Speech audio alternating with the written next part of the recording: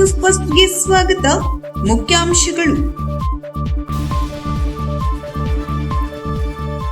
Police ಕರ್ತವ್ಯಕ್ಕೆ ಅಡ್ಡಿ, 4 ಬಂಧನ, ನ್ಯಾಯಾಂಗ ವಶಕ್ಕೆ. ದೊಡ್ಡನಳ್ಳಿ ಭಾಗದಲ್ಲಿ ಮಳೆಯೊಂದಿಗೆ ಬೀಸಿದ ಗಾಳಿಯಿಂದ ಕಬ್ಬಿನ ಬೆಳೆಗೆ ತೀವ್ರ ಹಾನಿ. ಶಿರಸಿ ತಾಲೂಕಿನ ವಿವಿಧ ಪಂಚಾಯತ್ ವ್ಯಾಪ್ತಿಯಲ್ಲಿ ಶಾಸಕ ಭೀಮಣ್ಣ ನಾಯ್ಕ ನೇತೃತ್ವದಲ್ಲಿ ಬೂತ್ ಮಟ್ಟದ ಜಾಗೃತಿ ಸಭೆ. ಬಿಎಲ್ಎಗಳಿಗೆ ಮಹತ್ವದ ಮಾಹಿತಿ. ತೀವ್ರ ಮಳೆಯಿಂದಾಗಿ ಮನೆಯ ಕಾಂಪೌಂಡ್ ಕುಸಿತ. ಅರೇಮಾದನಹಳ್ಳಿಯಲ್ಲಿ ವಿಶ್ವಕರ್ಮ ಜಗದ್ಗುರು ಶ್ರೀಗಳಿಂದ ನಡೆಯುವ ಚಾತುರ್ಮಾಸ್ಯಕ್ಕೆ ಕರಾವಳಿ ಶಿಷ್ಯರಿಗೆ ಆಹ್ವಾನ. ಧರೆಗೆ ಉರುಳಿ ರಸ್ತೆಗೆ ಅಡ್ಡಲಾಗಿ ಬಿದ್ದ ಮರಗಳು, ಅರಣ್ಯ ಇಲಾಖೆಯ ನಿರ್ಲಕ್ಷ್ಯ. ಅರಸಿಕಟ್ಟದಲ್ಲಿ ಸಂಸದ ಕಾಗೇರಿಯವರ ಜನ್ಮದಿನೋತ್ಸವದ ಅಂಗವಾಗಿ ಬೃಹತ್ ಮೇಗಾ ಆರೋಗ್ಯ ತಪಾಸಣಾ ಶಿಬಿರ. ಎನ್ಯುಮರೇಷನ್ ಫಾರ್ಮ್ ವಿತರಣೆಯಲ್ಲಿ ಉತ್ತರ ಕನ್ನಡ ಜಿಲ್ಲೆಗೆ ರಾಜ್ಯದಲ್ಲಿ 3ನೇ ಸ್ಥಾನ. ಟಾಸ್ಕ್ ಫೋರ್ಸ್ ಕ್ರಿಯಾ ಯೋಜನೆಯಡಿ ಮಂಜೂರಾದ ಕಾಮಗಾರಿಗಳನ್ನು ಶೀಘ್ರದಲ್ಲಿ ಮುಕ್ತಾಯಗೊಳಿಸಿ.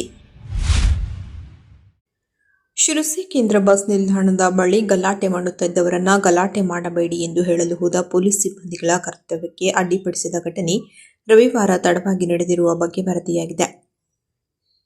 ಶಿರಸಿ ರಾಮನಬೈಲ್ನ ಫೈಜಾನ್ ಅಬ್ದುಲ್ ಸಮದ್ ಮುಲ್ಲಾ, ಹುಬ್ಬಳ್ಳಿ ರಸ್ತೆ ಹವಾಲ್ದಾರ್ ಗಲ್ಲಿಯ ತನ್ವೀರ್ ಆಸಿಫ್ ಶೇಖ್, ರಾಜೀವ್ ನಗರದ ತೋಹಿದ್ ಶಬ್ಬೀರ್ ಸವಣೂರು, ರಾಮನಬೈಲ್ನ ರಿಹಾನ್ ಅಬ್ದುಲ್ ಸಮದ್ ಮುಲ್ಲಾ ಈ 4 ಜನರು ರವಿವಾರ ತಡರಾತ್ರಿ ಶಿರಸಿ ಬಸ್ ನಿಲ್ದಾಣದ ಬಳಿ ಗಲಾಟೆ ಮಾಡುತ್ತಿದ್ದರೆಂದು ಹೇಳಲಾಗಿದೆ. ಈ ಸಂದರ್ಭದಲ್ಲಿ ಡ್ಯೂಟಿಯಲ್ಲಿದ್ದ ಎಎಸ್ಐ ಸುರೇಶ್ ಗೊಂಜಾಳಿ ಹಾಗೂ ಹೋಂಗಾರ್ಡ್ ನವೀನ್ ಶಾಸ್ತ್ರಿ ಆಗಮಿಸಿ ಗಲಾಟೆ ಮಾಡಬೇಡಿ ಎಂದಾಗ ಪೊಲೀಸ್ ಸಿಬ್ಬಂದಿಗಳಿಗೆ ಆವಾಜ್ ಹಾಕಿದ್ದಾರೆನ್ನಲಾಗಿದೆ. ಈ ನಂತರ ನಗರ ಠಾಣೆಯ ಪಿಎಸ್ಐ ನರಸಿಂಹಲು ಸ್ಥಳಕ್ಕೆ ಆಗಮಿಸಿದಾಗ ಆರೋಪಿಗಳು ಇನ್ನಷ್ಟು ಹುಚ್ಚಾಟ ನಡೆಸಿದ್ದರಲ್ಲದೆ ಸರ್ಕಾರಿ ಪೊಲೀಸ್ ವಾಹನಕ್ಕೆ ಗುದ್ದಿ ಜಖಂ ಮಾಡಿದ್ದಾರೆ ಎಂದು ದೂರು ದಾಖಲಾಗಿದೆ. ಪೊಲೀಸರ ಕರ್ತವ್ಯಕ್ಕೆ ಅಡ್ಡಿಪಡಿಸಿದ ಹಿನ್ನೆಲೆಯಲ್ಲಿ ಶಿರಸಿ ನಗರ ಪೊಲೀಸ್ ಠಾಣೆಯಲ್ಲಿ ಪ್ರಕರಣ ದಾಖಲಿಸಿ 4ರನ್ನ ಬಂಧಿಸಿ ನ್ಯಾಯಾಲಯಕ್ಕೆ ಹಾಜರುಪಡಿಸಲಾಗಿದೆ. ಆರೋಪಿಗಳನ್ನ ನ್ಯಾಯಾಲಯ ನ್ಯಾಯಾಂಗ ಬಂಧನಕ್ಕೆ ಒಪ್ಪಿಸಿದೆ ಎಂದು ತಿಳಿದುಬಂದಿದೆ. ಕಳೆದೆರಡು ದಿನಗಳಿಂದ ತಾಲೂಕಿನಾದ್ಯಂತ ಮಳೆಯ ರಭಸ ಕಂಡುಕೊಂಡಿದ್ದು, ಮಳೆಯೊಂದಿಗೆ ಅಷ್ಟೇ ವೇಗವಾಗಿ ಗಾಳಿ ಕೂಡ ಬೀಸುತ್ತಿರುವುದರ ದೊಡ್ಡನಳ್ಳಿ ಭಾಗದಲ್ಲಿ ಕಬ್ಬಿನ ಬೆಳೆ ನೆಲಕಚ್ಚಿರುವುದು ಕಂಡುಬಂದಿದೆ. ಬೆಳೆ ಹಾಳಾದ ಸ್ಥಳಗಳಿಗೆ ಅಧಿಕಾರಿಗಳು ಭೇಟಿ ನೀಡಬೇಕೆಂದು ರೈತರು ಅವಲತ್ತುಕೊಂಡಿದ್ದಾರೆ. ಕ್ಷೇತ್ರದ ಸಮಗ್ರ ಅಭಿವೃದ್ಧಿ ಹಾಗೂ ಪಕ್ಷದ ಸಂಘಟನೆಯನ್ನ ಮತ್ತಷ್ಟು ಬಲಪಡಿಸುವ ನಿಟ್ಟಿನಲ್ಲಿ ಶಾಸಕರಾದ ಭೀಮಣ್ಣ ಟಿ ನಾಯ್ಕ ಅವರು ಇಂದು ಶಿರಸಿ ತಾಲೂಕಿನಾದ್ಯಂತ ಬಿರುಸಿನ ಪ್ರವಾಸ ಕೈಗೊಂಡು ವಿವಿಧ ಪಂಚಾಯತ್ ವ್ಯಾಪ್ತಿಯಲ್ಲಿ ಮಹತ್ವದ ಜಾಗೃತಿ ಸಭೆಗಳನ್ನು ನಡೆಸಿದರು. ತಾಲೂಕಿನ ಸೋಂದಾ, ಹುಲೇಕಲ್, ವಾನಹಳ್ಳಿ ಮೇಲಿನ ಓಣಿಕೇರಿ ಹಾಗೂ ಸಾಲ್ಗಣಿ ಪಂಚಾಯತ್ ವ್ಯಾಪ್ತಿಯ ಬೂತ್ ಮಟ್ಟದಲ್ಲಿ ಆಯೋಜಿಸಲಾಗಿದ್ದ ಈ ವಿಶೇಷ ಜಾಗೃತಿ ಸಭೆಗಳಲ್ಲಿ ಭಾಗವಹಿಸಿದ ಶಾಸಕರು ಕಾಂಗ್ರೆಸ್ ಪಕ್ಷದ ಬೂತ್ ಮಟ್ಟದ ಏಜೆಂಟರುಗಳಿಗೆ ಮುಂಬರುವ ದಿನಗಳಲ್ಲಿ ಪಕ್ಷದ ಸಂಘಟನೆ ಮತ್ತು ಮತದಾರರ ಪಟ್ಟಿಯ ಪರಿಷ್ಕರಣೆ ಕುರಿತು ವಿಸ್ತಾರವಾದ ಮಾಹಿತಿ ಹಾಗೂ ಮಾರ್ಗದರ್ಶನ ನೀಡಿದರು. ಪ್ರತಿ ಬೂತ್ ಮಟ್ಟದಲ್ಲೂ ಪಕ್ಷದ ಕಾರ್ಯಕರ್ತರು ಸಕ್ರಿಯವಾಗಿರಬೇಕು. ತಳಮಟ್ಟದಲ್ಲಿ ಸಂಘಟನೆ ಬಲವಾಗಿದ್ದಾಗ ಮಾತ್ರ ಪಕ್ಷದ ಸೌಧ ಗಟ್ಟಿಯಾಗಿರಲು ಸಾಧ್ಯ ಎಂದು ಶಾಸಕರು ತಿಳಿಸಿದರು. ಮುಖ್ಯಮಂತ್ರಿಗಳ ನೇತೃತ್ವದ ಕಾಂಗ್ರೆಸ್ ಸರ್ಕಾರ ಜಾರಿಗೆ ತಂದಿರುವ ಐತಿಹಾಸಿಕ ಗ್ಯಾರಂಟಿ ಯೋಜನೆಗಳು ಹಾಗೂ ಅಭಿವೃದ್ಧಿ ಕಾರ್ಯಕ್ರಮಗಳನ್ನು ಪ್ರತಿಯೊಂದು ಮನೆ ಮನೆಗೂ ತಲುಪಿಸುವ ಜವಾಬ್ದಾರಿಯನ್ನು ಕಾರ್ಯಕರ್ತರು ವಹಿಸಿಕೊಳ್ಳಬೇಕೆಂದು ಶಾಸಕರು ತಿಳಿಸಿದರು. ಶಾಸಕರು ಕಾಂಗ್ರೆಸ್ ಪಕ್ಷದ ನಿಜವಾದ ಶಕ್ತಿ ನಮ್ಮ ಬೂತ್ ಮಟ್ಟದ ಕಾರ್ಯಕರ್ತರು ಮತ್ತು ಬಿಎಲ್ಎಗಳು. ಸಾರ್ವಜನಿಕರ ಸಮಸ್ಯೆಗಳಿಗೆ ತಳಮಟ್ಟದಲ್ಲಿ ತಕ್ಷಣ ಸ್ಪಂದಿಸುವ ಮೂಲಕ ಪಕ್ಷ ಮತ್ತು ಸಾರ್ವಜನಿಕರ ನಡುವೆ ಕೊಂಡಿಯಾಗಿ ಕೆಲಸ ಮಾಡಬೇಕು. ಗ್ರಾಮೀಣ ಭಾಗದ ಪ್ರತಿಯೊಂದು ಪಂಚಾಯತ್ ವ್ಯಾಪ್ತಿಯಲ್ಲೂ ಪಕ್ಷವನ್ನು ಮತ್ತಷ್ಟು ಅಭೇದ್ಯವಾಗಿ ಕಟ್ಟಲು ಎಲ್ಲರೂ ಒಗ್ಗಟ್ಟಿನಿಂದ ಶ್ರಮಿಸೋಣ ಎಂದರು. ಈ ಸಂದರ್ಭದಲ್ಲಿ ಸ್ಥಳೀಯ ಕಾಂಗ್ರೆಸ್ ಮುಖಂಡರು, ಪಂಚಾಯತ್ ವ್ಯಾಪ್ತಿಯ ಪ್ರಮುಖರು, ಬೂತ್ ಮಟ್ಟದ ಪದಾಧಿಕಾರಿಗಳು ಹಾಗೂ ಕಾರ್ಯಕರ್ತರು ಉಪಸ್ಥಿತರಿದ್ದು ಸಭೆಯನ್ನು ಯಶಸ್ವಿಗೊಳಿಸಿದರು. ನಿನ್ನೆ ಸುರಿದ ಭಾರೀ ಮಳೆಗಾಳಿಯಿಂದ ಶಿರಸಿಯ ಗಾಂಧಿನಗರದ ಕಾಶಿನಾಥ್ ನಾಯ್ಕ ಎಂಬುವವರ ಮನೆಯ ಕಾಂಪೌಂಡ್ ಗೋಡೆಯು ಪಕ್ಕದ ರಾಮು ಬಸವರಾಜ್ ನಾಯ್ಕರ ಮನೆಯ ಅಡುಗೆ ಕೋಣೆಯ ಮೇಲೆ ಕುಸಿದು ಬಿದ್ದು ಅಪಾರ ಹಾನಿ ಸಂಭವಿಸಿದೆ. ಕಾಂಪೌಂಡ್ನ ಕಲ್ಲುಗಳು ಬಿದ್ದಿದ್ದರಿಂದಾಗಿ ರಾಮು ಅವರ ಮನೆಯ ಅಡುಗೆ ಮನೆಯ ಸಾಮಗ್ರಿಗಳು, ನೀರಿನ ಟ್ಯಾಂಕ್ಗಳು ಹಾನಿಯಾಗಿವೆ. ಈಗಾಗಲೇ ಈ ಘಟನೆಯನ್ನ ಅಲ್ಲಿನ ನಗರಸಭೆ ಮಾಜಿ ಸದಸ್ಯರು ಕಮಿಷನರ್ ಅವರ ಗಮನಕ್ಕೆ ತಂದಿದ್ದು ಅವರು ಬಂದು ವೀಕ್ಷಿಸಿ ತೆರಳಿದ್ದಾರೆ ಎಂದು ಮಾಹಿತಿ ನೀಡಿದ್ದಾರೆ. ಬಡವರಾದ ರಾಮು ನಾಯ್ಕ ಅವರ ಕುಟುಂಬಕ್ಕೆ ಶೀಘ್ರ ಸೂಕ್ತ ಪರಿಹಾರ ನೀಡುವಂತೆ ಆಗ್ರಹ ವ್ಯಕ್ತವಾಗಿದೆ. ಶ್ರೀ ವಿಶ್ವಕರ್ಮ ಜಗದ್ಗುರು ಸುಜ್ಞಾನ ಪ್ರಭು ಪೀಠ ಅರೇಮಾದನಹಳ್ಳಿ ಶಾಖಾ ಮಠ ಕಜ್ಜಿಗೆ ಇವರ ಶ್ರೀ ಶಿವಸುಜ್ಞಾನ ತೀರ್ಥ ಮಹಾಸ್ವಾಮೀಜಿ ಮತ್ತು ಈ ವರ್ಷ ಶಿಷ್ಯ ಸ್ವೀಕಾರ ಮತ್ತು ಪೀಠದ ಉತ್ತರಾಧಿಕಾರಿಯಾದ ಜ್ಞಾನಘನ ವಿದ್ಯಾತೀರ್ಥ ಮಹಾಸ್ವಾಮೀಜಿಯವರ ಪ್ರಥಮ ಚಾತುರ್ಮಾಸ್ಯ ವ್ರತ ಆಚರಣೆಯ ಪೂರ್ವಭಾವಿಯಾಗಿ ಕರಾವಳಿ ಜಿಲ್ಲೆಯ ಮಂಗಳೂರಿನಿಂದ ಅಂಕೋಲಾ ತನಕದ 13 ವಿಶ್ವಕರ್ಮ ಸಮಾಜದ ದೇವಸ್ಥಾನಗಳ ಭೇಟಿ ನೀಡಿ ಶುಕ್ರವಾರ ಶ್ರೀಗಳು ವಾಸ್ತವ್ಯದಲ್ಲಿರುವ ಶಾಖಾಮಠ ಕಜ್ಜಿಗೆಯ ಶ್ರೀ ಅನ್ನಪೂರ್ಣೇಶ್ವರಿ ದೇವಸ್ಥಾನದಲ್ಲಿ ಕರಾವಳಿ ಭಾಗದ ಶಿಷ್ಯರಿಗೆ ಆಹ್ವಾನ ನೀಡಿದರು. ಈ ಸಂದರ್ಭದಲ್ಲಿ ಶ್ರೀಗಳು ಮಾತನಾಡಿ, ಕಜ್ಜಿಗೆ ಸೇರಿದಂತೆ ಅನೇಕ ಶಾಖಾಮಠದಲ್ಲಿ ಚಾತುರ್ಮಾಸ್ಯ ವ್ರತವಾಗಿದ್ದರೂ ಈ ವರ್ಷ ಶಿಷ್ಯ ಸ್ವೀಕಾರ ಮತ್ತು ಪೀಠದ ಉತ್ತರಾಧಿಕಾರಿಯಾದ ಕಾರಣ ಪ್ರಥಮ ಬಾರಿಗೆ ಮೂಲ ಮಠದಲ್ಲಿ ಜುಲೈ 29ರಿಂದ 2 ತಿಂಗಳು ನಡೆಯುವ ಚಾತುರ್ಮಾಸ್ಯದ ವ್ರತ ನಡೆಸಬೇಕಾದ ಕಾರಣ ಇಲ್ಲಿನ ಶಿಷ್ಯರು ಆಗಮಿಸಿ ಗುರುದೇವರ ಕೃಪೆಗೆ ಪಾತ್ರರಾಗಬೇಕೆಂದು ವಿನಂತಿಸಿದರು. ಈ ಸಂದರ್ಭ ದೇವಸ್ಥಾನದ ಆಡಳಿತ ಮಂಡಳಿಯ ಮತ್ತು ಜೀರ್ಣೋದ್ಧಾರ ಸಮಿತಿಯ ಸದಸ್ಯರು, ಮಹಿಳಾ ಸಮಿತಿಯ ಸದಸ್ಯರು ಹಾಜರಿದ್ದರು. ಕಿರಿಯ ಯತಿಗಳು ಆದಂತಹ ಪರಮ ಪೂಜ್ಯರ ಪ್ರಥಮ ಚಾತುರ್ಮಾಸ್ಯ ಈ ಬಾರಿ ಅರೆಮಾದನಹಳ್ಳಿ ಮೂಲ ಮಟ್ಟದಲ್ಲಿ ನಡೆಯಲಿಕ್ಕಿದೆ. ಅದರ ಪ್ರಯುಕ್ತವಾಗಿ ಸೋಮವಾರ ಮತ್ತು ಮಂಗಳವಾರ ಕರಾವಳಿ ಭಾಗದಲ್ಲಿರುವಂತಹ ಎಲ್ಲ ಕ್ಷೇತ್ರ ಸಂದರ್ಶನ ಮಾಡಿ ಗುರುಗಳು, ಅದೇ ರೀತಿಯಾಗಿ ಆಡಳಿತ ಮಂಡಳಿಯ ಎಲ್ಲ ಸದಸ್ಯರು 2 ದಿನಗಳ ಕಾಲ ಕ್ಷೇತ್ರದ ಭೇಟಿಯನ್ನು ಮಾಡಿದ್ದೇವೆ. ಹೇಗೆ ಇವತ್ತೊಂದು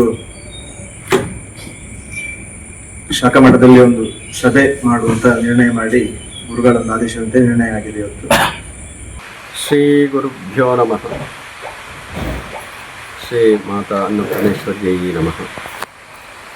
ಸದ್ಭಕ್ತ ಮಹಾಶಯರೇ, ಈ ವರ್ಷ ಅರೆಮಾದನಹಳ್ಳಿ ವಿಶ್ವಕರ್ಮ ಜಗದ್ಗುರು ಸುಜ್ಞಾನಪುರ ಮಹಾಸ್ವಾಮಿಗಳವರ ಸನ್ನಿಧಿಯಲ್ಲಿ ನಮ್ಮ ಚಾತುರ್ಮಾಸ್ಯ ನಡೀತಕ್ಕಂಥದ್ದಿದೆ. ಈ ವರ್ಷ ಯಾಕೆ ವಿಶೇಷವಾಗಿ ಅಲ್ಲೇ ಮಾಡಬೇಕು ಅಂತ ಸಂಕಲ್ಪ ಮಾಡಿದ್ವಿ ಅಂತಂದರೆ, ನಿಮಗೆಲ್ರಿಗೂ ಗೊತ್ತಿರುವ ಹಾಗೆ ಕಳೆದ ಫಾಲ್ಗುಣ ಶುಕ್ಲ ದಶಮಿಯ ದಿನ ಅಂದರೆ ಕಳೆದ ಫೆಬ್ರವರಿ 26ನೇ ತಾರೀಕು 2026 ನಡೆದಂಥ ನಮ್ಮ ಶಿಷ್ಯ ಸ್ವೀಕಾರ ಮತ್ತು ಸನ್ಯಾಸ ದೀಕ್ಷಾ ಕಾರ್ಯಕ್ರಮದಲ್ಲಿ ನಮ್ಮ ಉತ್ತರಾಧಿಕಾರಿಗಳನ್ನು ಆರಿಸಿ ಶ್ರೀ ಜ್ಞಾನಘನ ವಿದ್ಯಾತೀರ್ಥ ಮಹಾಸ್ವಾಮಿಗಳವರು ಅಂತಕ್ಕಂಥ ನಾಮಪಟ್ಟವನ್ನು ಕೊಟ್ಟು ಅವರನ್ನು ನಾವು ಶಿಷ್ಯರನ್ನಾಗಿ ಸ್ವೀಕಾರ ಮಾಡಿಕೊಂಡಿದ್ದೇವೆ.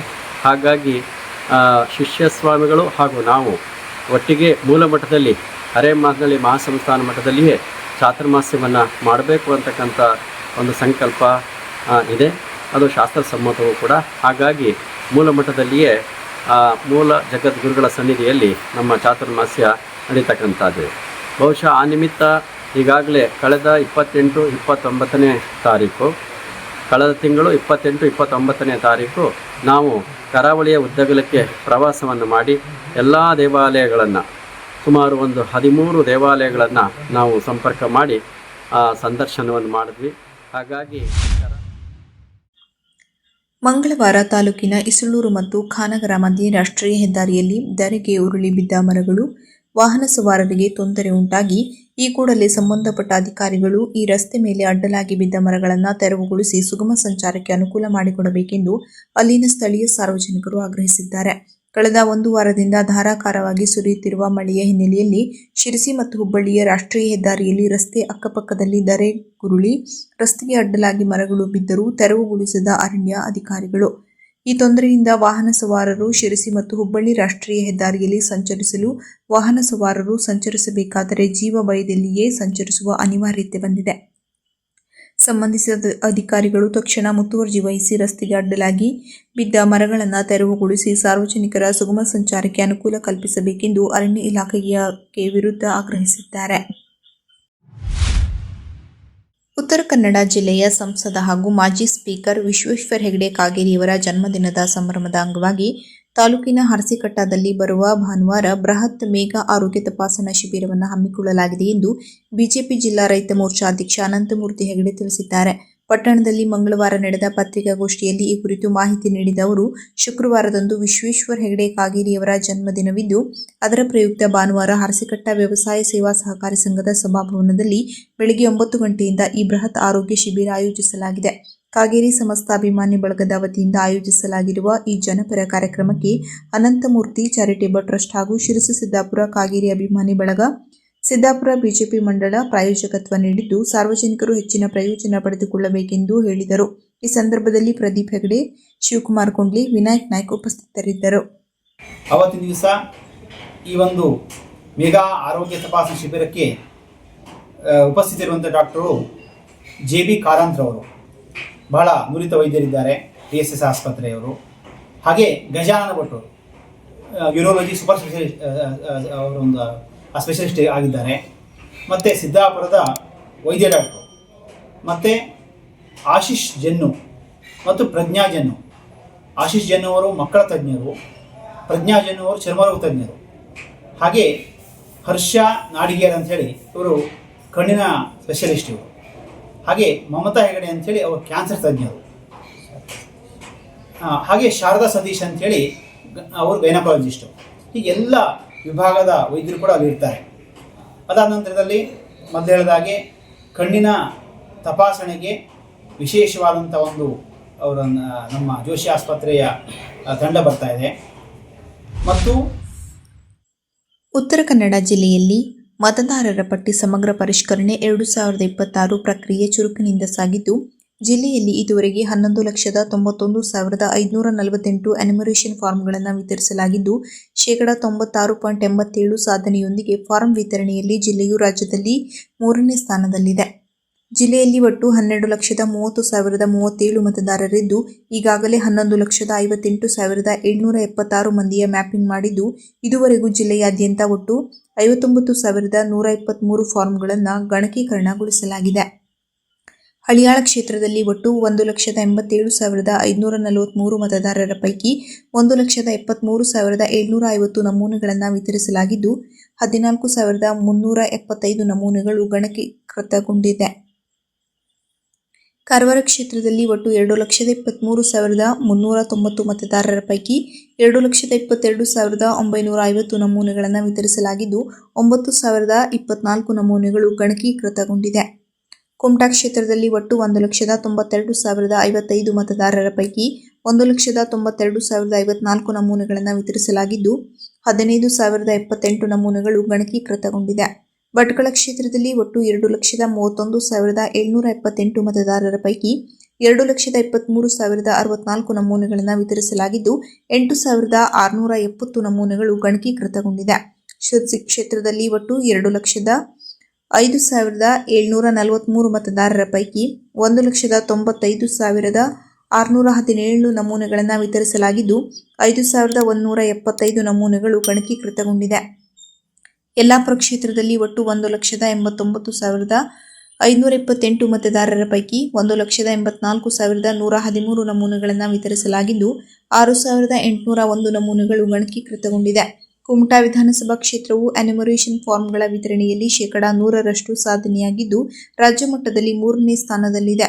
ಜಿಲ್ಲೆಯಲ್ಲಿ ಈವರೆಗಿನ ಮನೆ ಮನೆಗೆ ಭೇಟಿಯ ಸಂದರ್ಭದಲ್ಲಿ ಸ್ಥಳಾಂತರ, ಮರಣ ಹಾಗೂ ದ್ವಿಪ್ರತಿ ಪ್ರಕರಣಗಳಿಗೆ ಸಂಬಂಧಪಟ್ಟಂತೆ ಒಟ್ಟು 1,092 ಮತದಾರರನ್ನು ಗುರುತಿಸಲಾಗಿದೆ. ಇದರಲ್ಲಿ 149 ಶಾಶ್ವತ ವಲಸೆ ಹಾಗೂ 868 ಮರಣ ಹೊಂದಿದ ಪ್ರಕರಣಗಳು, 70 ದ್ವಿಪ್ರತಿಗಳು ಸೇರಿವೆ.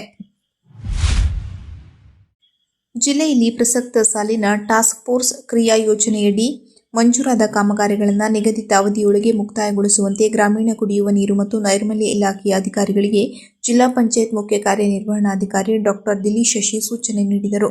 ಅವರು ಮಂಗಳವಾರ ಜಿಲ್ಲಾ ಪಂಚಾಯತ್ ಸಭಾಂಗಣದಲ್ಲಿ ನಡೆದ ಜಿಲ್ಲಾ ನೀರು ಮತ್ತು ನೈರ್ಮಲ್ಯ ಸಮಿತಿ ಸಭೆಯ ಅಧ್ಯಕ್ಷತೆ ವಹಿಸಿ ಮಾತನಾಡಿದರು.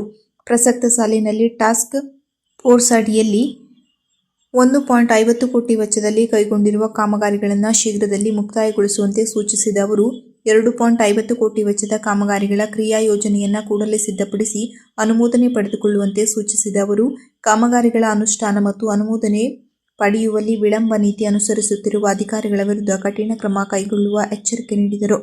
ಟಾಸ್ಕ್ ಫೋರ್ಸ್ ಯೋಜನೆಯಡಿ ಇದುವರೆಗೆ ಕೈಗೊಂಡಿರುವ ಕಾಮಗಾರಿಗಳು ಮತ್ತು ಅವುಗಳ ಇದುವರೆಗಿನ ಪ್ರಗತಿ ಕುರಿತಂತೆ ವಿವರವಾದ ವರದಿ ಸಲ್ಲಿಸುವಂತೆ ಸೂಚಿಸಿದ ಅವರು, ಬೋರ್ವೆಲ್ ಕಾಮಗಾರಿ ಸಂದರ್ಭದಲ್ಲಿ ಕಡ್ಡಾಯವಾಗಿ ಜಿಯಾಲಜಿಸ್ಟ್ ಅಭಿಪ್ರಾಯ ಪಡಿಸುವಂತೆ ತಿಳಿಸಿದರು. ಸಭೆಯಲ್ಲಿ ಜಿಲ್ಲಾ ಪಂಚಾಯತ್ ಉಪ ಕಾರ್ಯದರ್ಶಿ ಅಲ್ಲಾ ಬಕ್ಷ್ ಹಾಗೂ ಗ್ರಾಮೀಣ ಕುಡಿಯುವ ನೀರು ಮತ್ತು ನೈರ್ಮಲ್ಯ ಇಲಾಖೆ ಅಧಿಕಾರಿಗಳು ಹಾಜರಿದ್ದರು. ಕೊನೆಯಲ್ಲಿ ಮತ್ತೊಮ್ಮೆ ಮುಖ್ಯಾಂಶಗಳು. ಪೊಲೀಸ್ ಕರ್ತವ್ಯಕ್ಕೆ ಅಡ್ಡಿ 4 ಬಂಧನ, ನ್ಯಾಯಾಂಗ ವಶಕ್ಕೆ.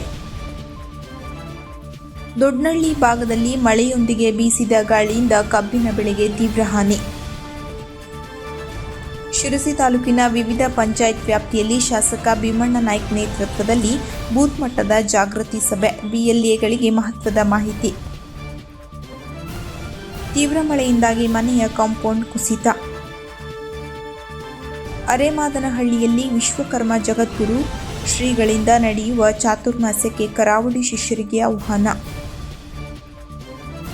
ಧರೆಗೆ ಉರುಳಿ ರಸ್ತೆಗೆ ಅಡ್ಡಲಾಗಿ ಬಿದ್ದ ಮರಗಳು, ಅರಣ್ಯ ಇಲಾಖೆಯ ನಿರ್ಲಕ್ಷ್ಯ. ಅರಸಿಕಟ್ಟದಲ್ಲಿ ಸಂಸದ ಕಾಗೇರಿಯವರ ಜನ್ಮದಿನೋತ್ಸವದ ಅಂಗವಾಗಿ ಬೃಹತ್ ಮೇಗಾ ಆರೋಗ್ಯ ತಪಾಸಣಾ ಶಿಬಿರ. ಎನ್ಯುಮರೇಷನ್ ಫಾರ್ಮ್ ವಿತರಣೆಯಲ್ಲಿ ಉತ್ತರ ಕನ್ನಡ ಜಿಲ್ಲೆಗೆ ರಾಜ್ಯದಲ್ಲಿ 3ನೇ ಸ್ಥಾನ. ಟಾಸ್ಕ್ ಫೋರ್ಸ್ ಕ್ರಿಯಾ ಯೋಜನೆಯಡಿ ಮಂಜೂರಾದ ಕಾಮಗಾರಿಗಳನ್ನು ಶೀಘ್ರದಲ್ಲಿ ಮುಕ್ತಾಯಗೊಳಿಸಿ. ಕದಂಬ ನ್ಯೂಸ್ ಫಸ್ಟ್, ನಿರ್ಭೀತಿಯಿಂದ ನಿಮ್ಮ ಪರವಾಗಿ.